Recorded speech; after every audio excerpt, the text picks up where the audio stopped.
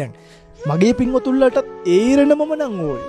ඉතින් ඔහොම එහෙනම් ඔහොම යන්න ආයි බන ඕනිත් නෑ මොකක්වත් ඕනේ පින්කම් ඕනිත් නෑ ඔහොම යන්න ඉතින්. ඒක ලැබෙනවා. අනිවාර්යෙන් ඔයගොල්ලෝ වයසට යනවා. ආයෙක දෙකක් නෑ පින්වත්නි. කොණ්ඩේ ඉදිලා දත් වැටිලා හැම රැට වැටිලා කකුල් පණ නැති වෙලා ආතරයිටිස් හැදිලා කොඳු අමාරු හැදිලා ඒක ඔයගලන්ට වෙනවාමයි. ඔහොම යන්න නිකයි යන්න.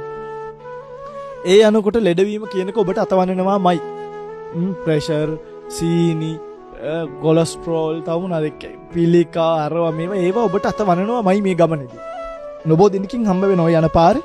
ඔය යන පාරේ ඔබට මේ දේවල් ඒව නවත්තන්න. ඒවා හන්දි අනිවාර්යයි. ඔයගොල්ලෝ මේ හන්දිය බහින්නම වෙනවා. එහෙම ගිහිල්ලා අවසානට කොම හැදිලා මන්ද එක අර අපි කියන්නේ මොකද අංගවිකල වෙලා අංශභාගය වෙලා අංශභාගය හැදිලා බට ගහගෙන මරණයටපත් වෙන්න සිද්ධ වෙනවා. මේක තමයි ජීවිතය. ඉතින් ඔහොම යන්න ඕන්න. හම්බ කරගෙන කාලා බිල්ල ලංකාවට ඇවිල්ලා සතුටින් ඉන්නවා කියලා හිතාගෙන යන්නකො. සතුටින් ඉන්න හම්බෙන්නේ නැහැ. මේක ස්පිරිතාල වල බඩ ගන්න තමයි වෙන්නේ. මේක හැරමිටි හොය හොය බඩ ගන්න තමයි වෙන්නේ. මේක මරණයටපත් වෙන්නේ මෝචරේ මිනි පෙට්ටි හොය හොය තමයි ඉන්නේ. එහෙම සතුටින් එන්ඩ් එකක් මේකේ නෑ බින්වත්.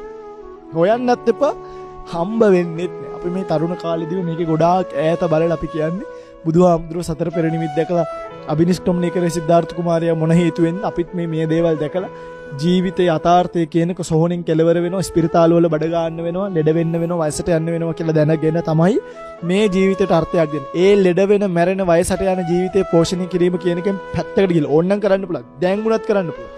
කරන්න නැතුව පැත්තකට ගිහලා මේ මහානකමට වෙලා මේ ධර්මතාවය මෙනෙහි කරමින් පුළුවන් තරම් ඉන්නේ. ධර්මතාවය තුල හික්මමින් ඉන්නේ. ධර්මතාවයට අනුගත වෙලා පුළුවන් තරම් මේ ඉන්නේ. මේ ජීවිත යථාර්ථය තේරුම් ගැනීමෙන් තමයි මිනිහෙක්ට තමන්ගේ సంతානෙ නිවා ගන්න පුළුවන් කමක් ලැබෙන්නේ. දැන් හිතන්න පිටින් අපිට කොච්චර වස්තු තිබ්බත් කොච්චර යාන වාහන තිබ්බත් ඇයි දැන් හිතන්නකෝ ධම්මවිජය ස්වාමීන් වහන්සේ මහානකමට වෙලා ඉන්නවනේ තාම. මොකද හේතුව? හේතුව තමයි මේ ධර්මතාවය කියන එක ඉක්මවන්න අපිට හිතෙන්නේ නැහැ. ඉක්මවන්න බෑ ඇත්තටම. ඒ අනාථභාවය ඉක්මවන්න පුළුවන් නම් අපි ඉක්මවනවා. ඒ අනාථභාවය අසරණභාවය අපිට තියෙන නිසා තමයි බුදුහාමුදුරුවෝ දේශනා කරපු ධර්මය පිළිසරණ කරගෙන ධර්මය රැකවරණය කරගෙන ධර්මය ඥාතියා කරගෙන ධර්මය හිතවතා කරගෙන ධර්මය අසල්වැසියා කරගෙන ධර්මය දෙමව්පියන් කරගෙන ධර්මය ගුරුතැන තබාගෙන ධර්මය ගරුකොට සබ්‍රක්‍මචාරින් වහන්සේලාත් එක්ක මේ පැවිදි ජීවිතයක මේ ධර්මතාවය මේක ඉක්මවන්න අපිට බෑ.